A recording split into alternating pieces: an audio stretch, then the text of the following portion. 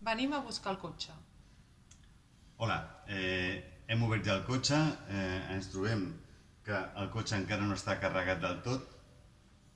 Això vol dir que tindrem menys bateria del 100%, però ens interessa agafar el cotxe. Doncs la primera opció que farem un cop obert el cotxe és, aprofitant que tinc obert, obro els retrovisors, gràcies. Llavors agafem la tarja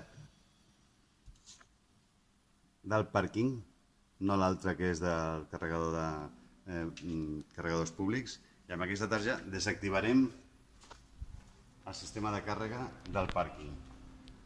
Llavors posem la tarja, aguantem una miqueta, baixem i com que ja ens detecta a quina zona estem carregant, donem el botó de parar, s'està parant, diem que sortim i a partir d'aquí anem un altre cop al cotxe.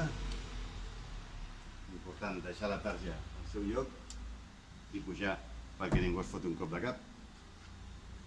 Desbloquejar o obrir la trampeta, que és aquesta, el primer botonet que tenim aquí. Fa un clic-clac. Llavors ja podem vindre a treure d'aquí i treure d'aquí. Aquí hi ha cables, tanquem les dues trampetes, la petita i la gran, que faci clac, i deixem el cable a la part darrere del cotxe.